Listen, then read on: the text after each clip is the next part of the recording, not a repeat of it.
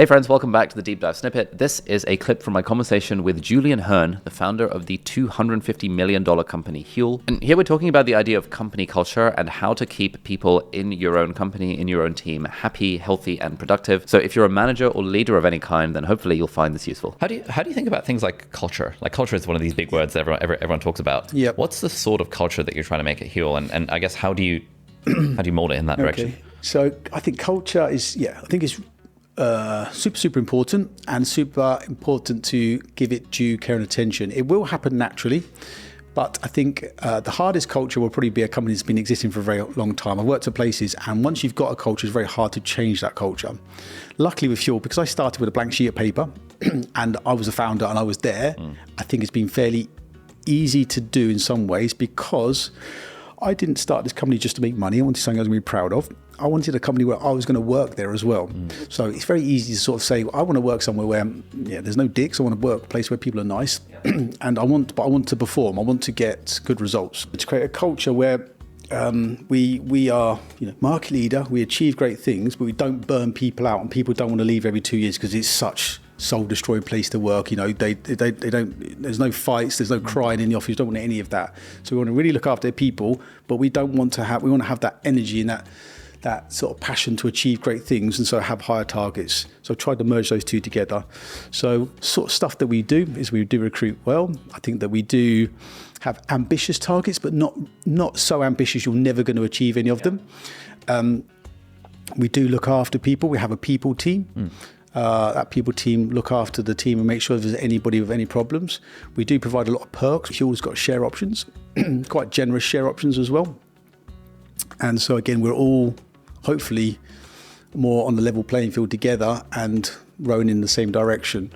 And then we do lots of additional perks, like we've got a gym at work, we bring in a PT, we have free Huel around the office. I went into a posh office the other day, a very rich company, they're charging £1.80 for a coffee. You don't have to pay, even stuff like that I think makes a difference. We really try and think about doing the right thing at all times. Nice. That's really cool. Yeah, I think that's one thing we're starting to think about a lot harder now that the team has sort of accidentally become 17 people, where we're like, all right, now we need to really think hard about this culture thing. And have you written anything down? We've got core values and stuff, but they're all very rough first drafty. But no, we haven't really written down any culture principles. Yeah, I would start it. Yeah. Just think about what it is and words that you may use and phrases you may use, and just write it down. I probably could send you my first deck that I did. It's pretty crude and pretty rough. We've refined it and made it better. Yep. But there's some very famous culture decks out there. I think that Netflix one is one that's often used. Very long now. It's probably a bit too long, maybe a bit too specific. Yeah. If you looked at the Netflix one, did a crude version of that, a quick crude version, talk about principles, some stuff you don't want to do, the stuff you do want to do. But yeah, so we have two sets. We have, in terms of values, we have Huel's DNA, so that's as a company. So nutrition first, taste a close second. Yeah. And then we have how to be a hooligan, which is what we sort of call all of our customers and all of our employees will be hooligans.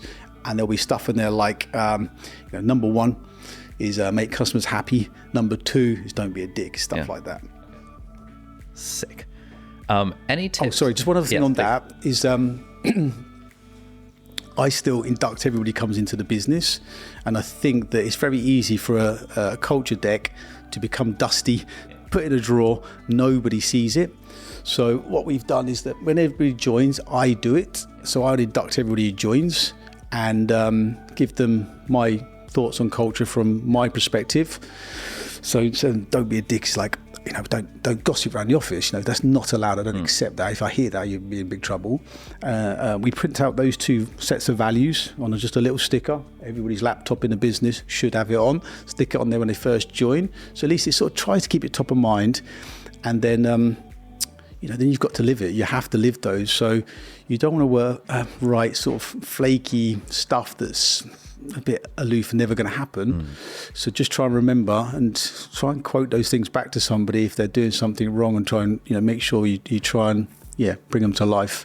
And so it's very easy, I think, at Huel to a certain extent. We don't have a floor which is just for management. Like James and our CEO and myself, we all sit, open plan offices, all sit together and try and sort of live those values together. Awesome. Yeah, I think when I first started out the business, I came across things like culture and like values and missions. I was like, oh, what is this bullshit? But now I'm like, oh, crap, I really wish I'd paid more attention to this sort of stuff. Yeah. Hey friends, thank you so much for watching. If you enjoyed this clip, then click here for the full unedited episode. And if you like that, then do please consider subscribing to the channel. It means a lot. Thank you so much and have a great day. Bye-bye.